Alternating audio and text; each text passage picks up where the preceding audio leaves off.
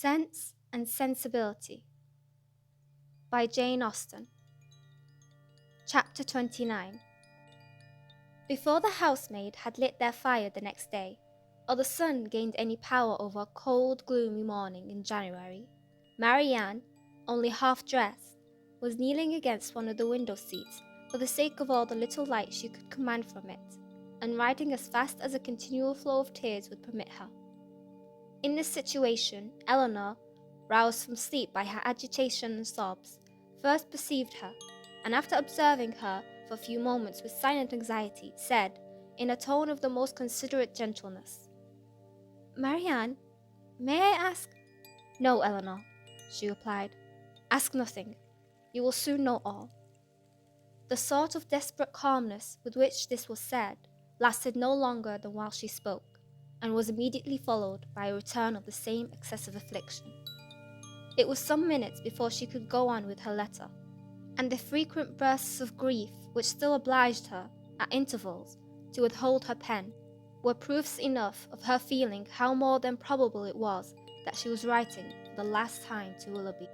Eleanor paid her every quiet and unobtrusive attention in her power, and she would have tried to soothe and tranquilize her still more, had not Marianne entreated her, with all the eagerness of the most nervous irritability, not to speak to her for the world. In such circumstances, it was better for both that they should not be long together, and the restless state of Marianne's mind not only prevented her from remaining in the room a moment after she was dressed, but requiring at once solitude and continual change of place, made her wander about the house till breakfast time, avoiding the sight of everybody. At breakfast, she neither ate nor attempted to eat anything, and Eleanor's attention was then all employed, not in urging her, not in pitying her, nor in appearing to regard her, but in endeavouring to engage Mrs. Jennings' notice entirely to herself. As this was a favourite meal with Mrs. Jennings, it lasted a considerable time, and they were just setting themselves after it round the common working table, when a letter was delivered to Marianne, which she eagerly caught from the servant, and, turning of a death-like paleness, instantly ran out of the room. Eleanor, who saw as plainly by this as if she had seen the direction that it must come from Willoughby, felt immediately such a sickness at heart as made her hardly able to hold up her head, and sat in such a general tremor as made her fear it impossible to escape Mrs. Jennings' notice. That good lady, however, saw only that Marianne had received a letter from Willoughby, which appeared to her a very good joke, and which she treated accordingly by hoping, with a laugh, that she would find it to her liking. Of Eleanor's distress, she was too busily employed in measuring lengths of worsted for her rug to see anything at all, and calmly continuing her talk, as soon as Marianne disappeared, she said, "Upon my word, I never saw a young woman so desperately in love in my life. My girls were nothing to her, and yet they used to be foolish enough. But as for Miss Marianne, she is quite an altered creature. I hope from the bottom of my heart he won't keep her waiting much longer, for it is quite grievous to see her look so ill and forlorn. Pray, when are they to be married?" Eleanor, though never less disposed to speak than at that moment, obliged herself to answer such an attack as this, and therefore, trying to smile, replied, "And have you really, ma'am, talked yourself into a persuasion of my sister's being engaged to Mr. Willoughby? I thought it had been only a joke, but so serious a question seems to imply more, and I must beg, therefore, that you will not deceive yourself any longer. I do assure you that nothing would surprise me more than to hear of their being going to be married." For shame, Miss Dashwood! How can you talk so? Don't we all know that it must be a match, that they were over head and ears in love with each other from the first moment they met? Did not I see them together in Devonshire every day, and all day long? Did not I know that your sister came to town with me on purpose to buy wedding clothes? Come, this won't do. Because you are so sly about it yourself, you think nobody else has any senses.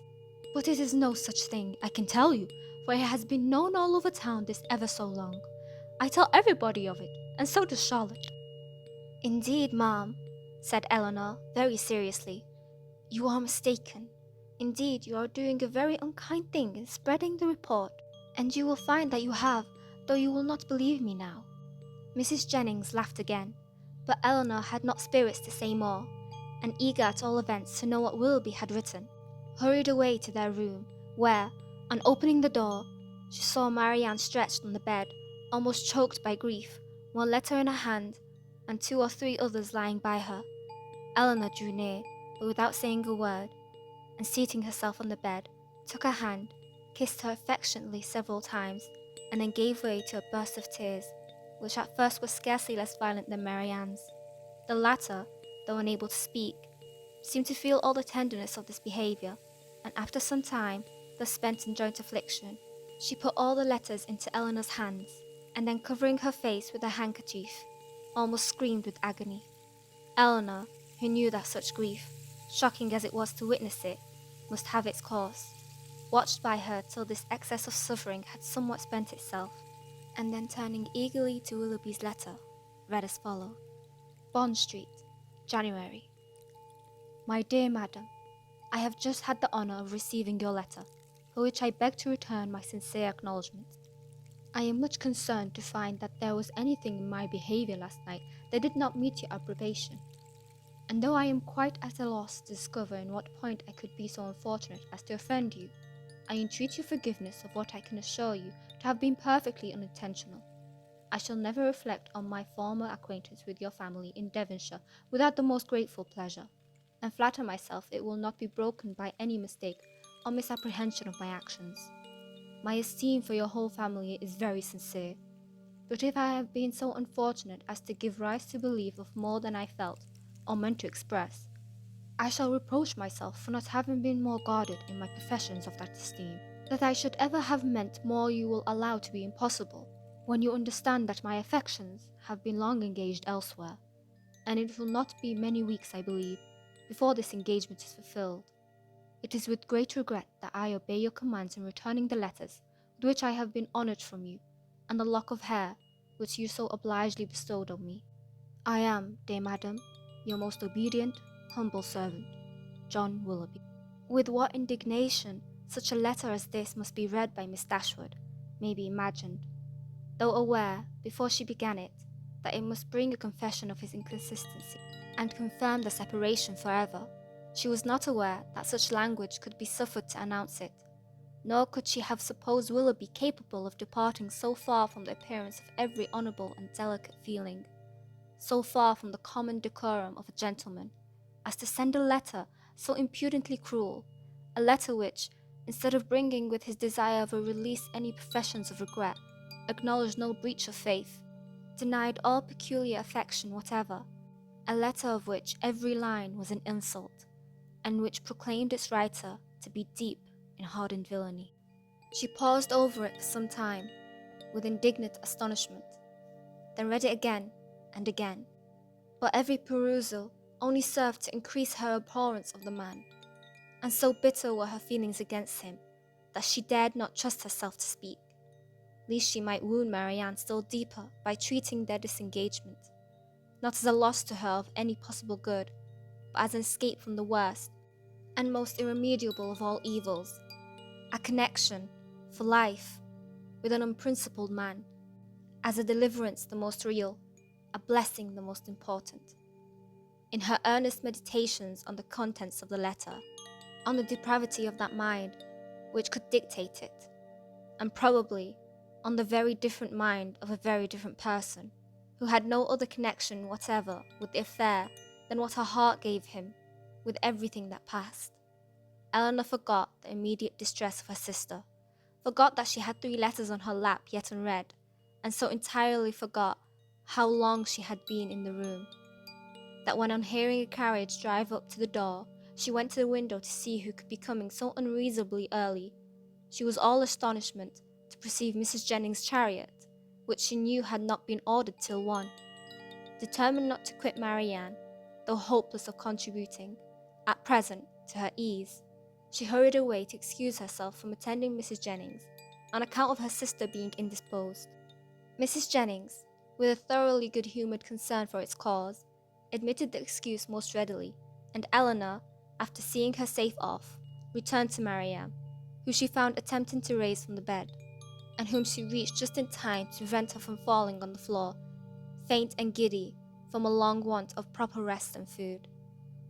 for it was many days since she had any appetite, and many nights since she had really slept. And now, when her mind was no longer supported by the fever of suspense, the consequence of all this was felt in an aching head, a weakened stomach, and a general nervous faintness. A glass of wine, which Eleanor procured for her directly, made her more comfortable, and she was at least able to express some sense of her kindness by saying, "Poor Eleanor, how unhappy I make you." "I only wish," replied her sister, "there were anything I could do which might be of comfort to you." This, as everything else would have been, was too much for Marianne, who could only exclaim in the anguish of her heart, "Oh, Eleanor, I am miserable indeed," before her voice was entirely lost in sobs. Eleanor could no longer witness this torrent of unresisted grief in silence. "Exert yourself, dear Marianne," she cried. "If you would not kill yourself and all who love you, think of your mother. Think of her misery while you suffer. For her sake, you must exert yourself." I cannot, cried Marianne. Leave me. If I distress you, leave me, hate me, forget me. But do not torture me so. Oh, how easy for those who have no sorrow of their own to talk of exertion. Happy Eleanor, you cannot have an idea of what I suffer." "Do you call me happy, Marianne? Ah, if you knew. Can you believe me to be so, while I see you so wretched? Forgive me, throwing her arms around her sister's neck. I know you feel for me. I know what a heart you have. But yet you must be happy. Edward loves you. Well, oh, what can do away such happiness as that?" Many circumstances," said Eleanor solemnly. No, cried Marianne wildly. "He loves you, and only you. You can have no grief." "And I can have no pleasure while I see you in this state."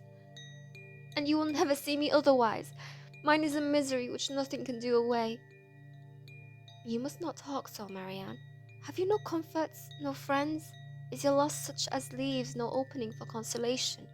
Much as you suffer now, think of what you would have suffered if the discovery of his character had been delayed to a later period, if your engagement had been carried on for months and months, as it might have been, before he chose to put an end to it. Every additional day of unhappy confidence on your side would have made the blow more dreadful." "Engagement!" cried Marianne. "There has been no engagement." "No engagement?" "No, he was not so unworthy as you believe him. He has broken no faith with me." "But he told you that he loved you." "Yes, no, never absolutely. It was every day implied, but never professedly declared. Sometimes I thought it had been, but it never was." "Yet you wrote to him?" "Yes. Could that be wrong after all that had passed? But I cannot talk." Eleanor said no more, and turning again to the 3 letters, which now raised a much stronger curiosity than before, directly ran over the contents of all. The first, which was what her sister had sent him on their arrival in town, was to this effect: "Berkeley Street, January. How surprised you will be, Willoughby, on receiving this, and I think you will feel something more than surprise, when you know that I am in town.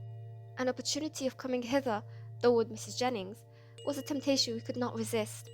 I wish you may receive this in time to come here tonight, but I will not depend on it. At any rate, I shall expect you tomorrow. For the present, adieu. M.D." Her second note, which had been written on the morning after the dance at the Middletons, was in these words: "I cannot express my disappointment in having missed you the day before yesterday, nor my astonishment at not having received any answer to a note which I sent you above a week ago. I have been expecting to hear from you, and still more to see you, every hour of the day. Pray call again as soon as possible, and explain the reason of my having expected this in vain.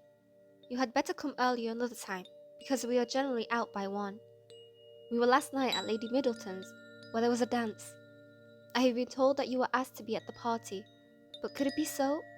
You must be very much altered indeed since we parted, if that could be the case, and you not there. But I will not suppose this possible, and I hope very soon to receive your personal assurance of its being otherwise. M.D." The contents of her last note to him were these: What am I to imagine, Willoughby, by your behaviour last night? Again, I demand an explanation of it. I was prepared to meet you with the pleasure which our separation naturally produced, with the familiarity which our intimacy at Barton appeared to me to justify. I was repulsed indeed.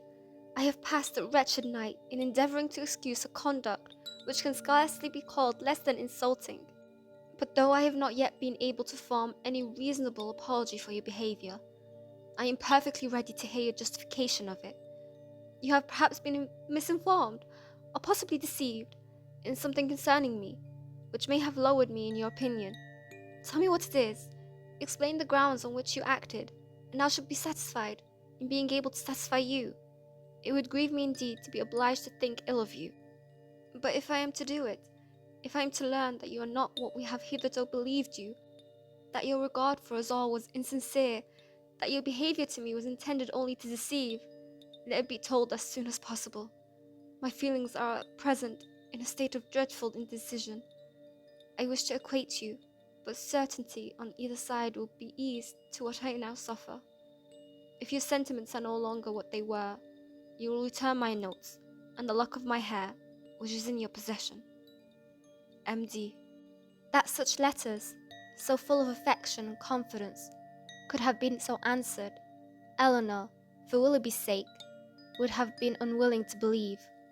But her condemnation of him did not blind her to the impropriety of their having been written at all, and she was silently grieving over the imprudence which had hazarded such unsolicited proofs of tenderness, not warranted by anything preceding, and most severely condemned by the event, when Marianne, perceiving that she had finished the letters, observed to her that they contained nothing but what any one would have written in the same situation.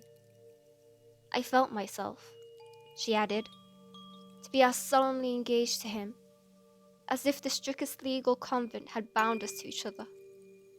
I can believe it, said Eleanor, but unfortunately he did not feel the same. He did feel the same, Eleanor. For weeks and weeks he felt it. I know he did. Whatever may have changed him now, and nothing but the blackest art employed against me can have done it. I was once as dear to him as my own soul could wish. This lock of hair, which now he can so readily give up, was begged of me with the most earnest supplication. Had you seen his look, his manner? Had you heard his voice at that moment? Have you forgot the last evening of our being together at Barton? The morning that we parted too, when he told me that it might be many weeks before we met again. His distress! Can I ever forget his distress? For a moment or two, she could say no more. But when this emotion had passed, she added, in a firmer tone, Eleanor, I have been cruelly used, but not by Willoughby. Dearest Marianne, who but himself? By whom can he have been instigated? By all the world, rather than by his own heart. I could rather believe every creature of my acquaintance leagued together to ruin me in his opinion, than believe his nature capable of such cruelty. This woman of whom he writes, whoever she be, or anyone, in short. But your own dear self, Mamma, and Edward may have been so barbarous to belie me. Beyond you three, is there a creature in the world whom I would not rather suspect of evil than Willoughby, whose heart I know so well? Eleanor would not contend, and only replied, Whoever may have been so detestably your enemy, let them be cheated of their malignant triumph, my dear sister, by seeing how nobly the consciousness of your own innocence and good intentions supports your spirits. It is a reasonable and laudable pride which resists such malevolence. No, no, cried Marianne. Misery such as mine has no pride. I care not who knows that I am wretched. The triumph of seeing me so may be open to all the world. Eleanor, Eleanor, they who suffer little may be proud and independent as they like, may resist insult or return mortification, but I cannot. I must feel, I must be wretched, and they are welcome to enjoy the consciousness of it that can. But for my mother's sake and mine, I would do more than for my own, but to appear happy when I am so miserable, oh, who could require it? Again, they were both silent. Eleanor was employed in walking thoughtfully from the fire to the window, from the window to the fire, without knowing that she received warmth from one, or discerning objects through the other. And Marianne, seated at the foot of the bed, with her head leaning against one of its posts, again took up Willoughby's letter, and after shuddering over every sentence, exclaimed, "It is too much! Oh, Willoughby, Willoughby, could this be yours? Cruel, cruel, nothing can acquit you. Eleanor, nothing can. Whatever he might have heard against me, ought he not to have suspended his belief? Ought he not to have told me of it? To have given me the power of clearing myself? The lock of hair," repeating it from the letter, "which you have so obligingly bestowed on me. That is unpardonable. Willoughby, where was your heart when you wrote those words? Oh, barbarously insolent! Eleanor, can he be justified?" "No, Marianne, in no possible way." "And yet this woman, who knows what her art may have been, how long it may have been premeditated, and how deeply contrived by her, who is she? Who can she be? Whom did I ever hear him talk of as young and attractive among his female acquaintance? Oh, no one, no one. He talked to me only of myself." Another pause ensued. Marianne was greatly agitated, and it ended thus: "Eleanor, I must go home. I must go and comfort Mamma. Can we not be gone tomorrow?" "Tomorrow, Marianne?" "Yes. Why should I stay here? I came only for Willoughby's sake. And now who cares for me? Who regards me?" "It would be impossible to go tomorrow. We owe Mrs. Jennings much more than civility, and civility of the commonest kind must prevent such a hasty removal as that." "Well then, another day or two, perhaps. But I cannot stay here long. I cannot stay to endure the questions and remark of all those people, the Middletons and Palmers. How am I to bear their pity? The pity of such a woman as Lady Middleton? Oh, what would he say to that?" Eleanor advised her to lie down again, and for a moment she did so, but no attitude could give her ease, and in restless pain of mind and body she moved from one posture to the other, till growing more and more hysterical, her sister could with difficulty keep her on the bed at all, and for some time was fearful of being constrained to call for assistance. Some lavender drops, however, which she was at length persuaded to take, were of use, and from that time till Mrs. Jennings returned, she continued on the bed, quiet and motionless.